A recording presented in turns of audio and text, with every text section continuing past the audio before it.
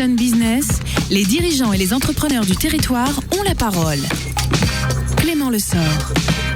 7h42 avec nous ce matin, Clément Lessort pour son Sun Business, et on accueille ce matin Jacques Stern et ça commence maintenant. Bonjour Arnaud, bonjour Thomas, bonjour à toutes les auditrices, tous les auditeurs. Ce matin, mardi 13 octobre, je reçois le directeur général du Crédit Municipal de Nantes. Il est président également de la société Sonao qui gère le dispositif Sonante. Bonjour Jacques Stern et merci d'avoir accepté mon invitation pour ce nouveau numéro de Sun Business.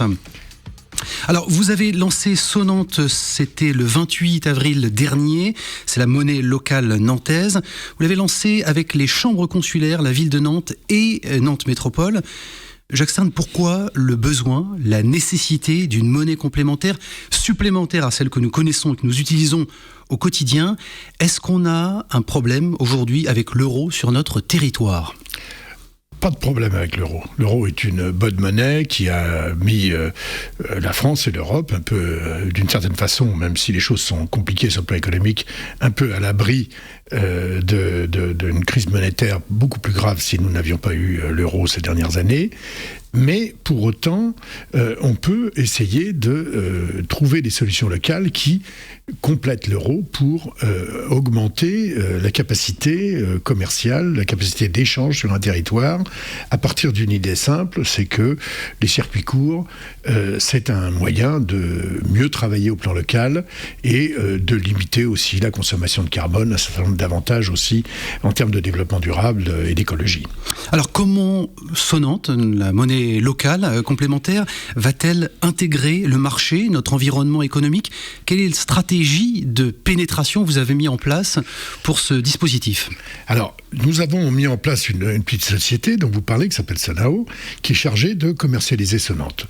Donc avec cela, nous travaillons avec nos différents partenaires, la Chambre de commerce, la Chambre des métiers, la Chambre d'économie sociale, pour créer des effets, ce qu'on appelle un peu de tache d'huile. C'est-à-dire, à partir du moment où une entreprise rentre dans le dispositif, effectivement, on travaille avec elle pour que ses clients, ses fournisseurs, rentrent aussi dans le dispositif Sonante, afin effectivement de créer ce réseau d'entreprises nantaises qui échangent entre elles et qui permettent justement d'avoir un avantage un peu systémique sur la place de Nantes. Alors peut-être encore un petit peu trop tôt, Jacques Stern, pour être vraiment quanti. Sur l'aspect qualitatif, est-ce qu'on a déjà des premières tendances au bout de quelques mois de circulation, d'utilisation ? On voit, il se trouve que ce soir, à l'occasion du spectacle à le radeau de la monnaie que nous promouvons, nous avons fait préparer le repas que nous offrons à nos adhérents par une entreprise qui prend Sonante. Et elle a trouvé ses légumes dans une ferme qui produit des fruits et des légumes pas loin de Nantes, du vin dans le vignoble, et elle nous facture pour une part en Sonante. Donc on voit que au travers d'un événement artistique, avec un pot, un repas pris tous ensemble, on commence à générer un circuit local qui fonctionne. Et là, on voit bien que dans tout le champ de tout ce qui tourne autour des métiers de bouche, de l'alimentation, de la restauration. Là, les choses sont en train de s'enclencher. Également parce que nous avons mis dans la boucle, par exemple, le mine de Nantes, avec un certain nombre de fournisseurs, de grossistes en produits alimentaires, en boissons, en viande. Nous en cherchons un en poisson, en farine. Vous voyez, petit à petit, le dispositif se construit et les réseaux se mettre en œuvre. Alors, il y a un autre réseau qui va se mettre en œuvre, mais autant, on mange 3 fois par jour, ou à peu près, et donc c'est un réseau relativement dynamique. Autant, par exemple, quand on est dans la construction, dans le bâtiment, on fait un peu moins d'opérations quotidiennes, donc on fait les opérations de temps en temps. Donc le réseau autour de l'utilisation de la monnaie dans le champ de tout ce qui est le bâtiment, les travaux publics, va mettre un petit peu plus de temps à se mettre en œuvre. Et puis le dernier point aussi sur lequel on a commencé, on a à peu près un quart des entreprises qui sont dans ce champ-là, là, c'est tout ce qui est du domaine des services, où là, nous avons à la fois de la communication, de la comptabilité, de l'informatique, des web services, et l'ensemble de ces entreprises, effectivement, là, c'est un petit peu du même ordre, c'est-à-dire que on fait appel à une entreprise de communication une fois ou deux par an, on fait pas appel au quotidien.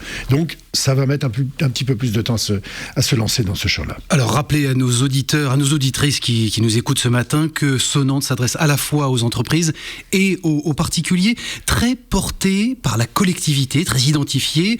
Sonante, ce qui n'est pas le cas de toutes les initiatives. Sonante, c'est un réel engagement politique ou c'est un instrument électoral, un support de communication ? Je crois qu'on a commencé à travailler sur ce projet-là. Jean-Marc Ayrault était encore maire. On a travaillé avec Patrick Rimbert. On a travaillé, maintenant, c'est Johanna Roland qui a repris le flambeau. En aucun cas, nous avons voulu faire de Sonante un outil électoral politique. C'est vraiment, et l'accord, je dirais, implicite que nous avons avec les partenaires économiques, c'est que c'est vraiment un outil au service du territoire, au service de l'action économique, et certainement pas un outil politique. Et je crois que tout le monde est concerné par l'emploi, par la qualité de vie, par le développement de l'activité économique, par la richesse de notre collectivité nantaise, parce qu'elle profite à tout le monde, que ce soit les entrepreneurs, les politiques et les citoyens. Donc c'est vraiment un outil qui se veut un outil au service de l'ensemble de la population, de l'ensemble des citoyens et de l'ensemble des entreprises, parce que l'entreprise, c'est une forme de citoyenneté aussi. Vous avez fait beaucoup d'observations, beaucoup de veilles sur ces initiatives. Il y en a plusieurs, évidemment, en France et au niveau européen, au niveau mondial même. Appui de la puissance publique, c'est inévitable dans le succès, la réussite de ce type d'initiative. Ce que l'on constate, c'est que peut-être il y a des initiatives. Ils sont venus nous voir à Nantes, la Banco Palmas du Brésil, qui est vraiment dans des pays où effectivement la puissance publique, et l'État et les collectivités ont, je dirais, une structure administrative peut-être moins forte et une capacité de faire. Ce sont les citoyens qui se sont emparés de ce genre de choses et qui l'ont développé et qui ont petit à petit été accompagnés par les pouvoirs publics. Dans notre pays, il y a des initiatives citoyennes très utiles, très efficaces, mais qui se situent à des échelons beaucoup plus petits. Alors à la fois sur le plan de la collectivité et même sur le plan du groupe, ce sont des réseaux un peu fermés qui veulent échanger entre eux, ce qui est tout à fait louable, mais un réseau ouvert à une agglomération de 6 à 800 000 habitants, selon la manière dont on compte, je dirais que c'est forcément un petit peu au moins appuyé, conseillé, soutenu par la collectivité. Alors, dans le cas de Sonante, c'est à la fois le cas sur le plan de la volonté, mais en même temps, c'est un établissement public, certes, mais c'est le Crédit municipal sur ses propres fonds qui a investi dans cette affaire-là. La collectivité n'a pas mis un centime. Alors, appui quand même de la collectivité, pourquoi ce n'est pas possible aujourd'hui, Jacques Stern, de payer les services publics locaux en Sonante ? Qu'est-ce qu'on attend et quelles sont les échéances ? C'est pas tout à fait vrai, parce que dans les services publics locaux, vous avez un peu à Nantes, comme dans les collectivités de la région, ou Nantes Métropole, vous avez des services qui sont gérés par des sociétés d'économie mixte, ou des sociétés publiques. Tout cela, on peut payer en Sonante. Alors, c'est en train de se faire, parce que c'est un peu compliqué sur le plan technologique. Donc, très rapidement, il y aura la TAN, j'espère, dans les semaines qui viennent. Nous avons déjà le voyage à Nantes, avec toutes les activités autour du musée, autour des machines de Lille, autour du hangar à bananes, etc. Nous avons le CEMIN, la Société d'économie mixte du Mine. En projet également, qui va bientôt se faire, le Nantes Gestion Équipement, l'Office public HLM Nantes Habitat, donc un certain nombre de structures publiques gérées de façon privée. Et là où nous sommes un peu bloqués pour le moment, c'est des services qui sont gérés directement par les municipalités ou la collectivité, comme les bibliothèques, les repas des enfants à l'école, les cantines scolaires, des choses comme ça. Alors, nous nous espérons que c'est une chose qui se traite, je dirais, au plan national. Et jeudi, nous organisons une journée avec un réseau national sur l'économie sociale qui s'intéresse aux monnaies locales, justement pour essayer de débrouiller ces questions et de faire en sorte que, j'espère, dans le courant de l'année prochaine, nous pourrons arriver à débloquer cette situation et faire en sorte que, assez rapidement, les collectivités locales, sur leur propre activité, puissent utiliser Sonante. Est-ce que les monnaies complémentaires, Jacques Stern, Sonante, et en général, sont tributaires d'échéances politiques, d'alternatives, de changements de majorité? Je ne pense pas, je l'espère pas. De toute façon... Elles résisteront à des changements politiques? Je crois. Nous avons beaucoup travaillé à partir de l'exemple suisse du VIR. Le VIR a été créé par des entrepreneurs suisses autour de Bâle en 1934.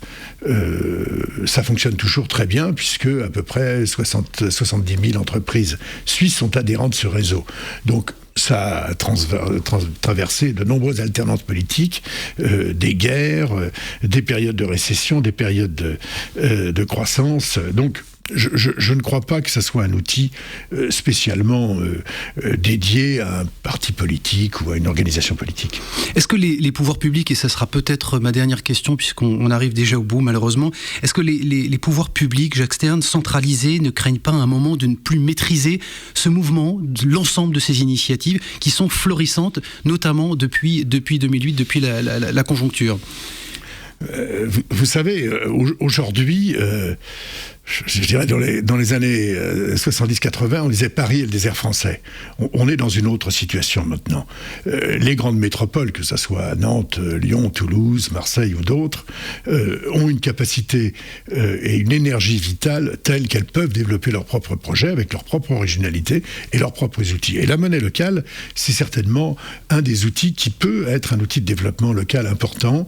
Et ce n'est pas contradictoire avec, je dirais, une situation nationale, un contexte national, mais c'est un plus pour un territoire, ça je le crois très fermement. Ça s'appelle Sonante. On arrive au bout de ce Sun Business consacré donc à la monnaie locale complémentaire. J'en profite pour vous rappeler effectivement jeudi 15 octobre la journée portée par le RTES et le Crédit Municipal de Nantes et le mouvement Sol. Ils sont plusieurs autour de cet événement consacré donc aux monnaies locales complémentaires au niveau France, Europe et mondial et la relation avec les collectivités. Cette semaine aussi également, je le montre à ceux qui nous regardent sur le web, YouTube et Dailymotion puisque l'émission est uploadé. Le radeau de la monnaie, c'est porté par la compagnie La Tribouille et ça sera joué le 13, 14, 15 et 16 octobre. Ça se passe au Solilab à partir de 21h. La semaine prochaine, je recevrai Alain Mestre. Il est délégué régional EDF en région Pays de la Loire. Merci Jacques Stern et à très bientôt. Bonne fin de journée et excellente semaine à tous les auditeurs de Sun.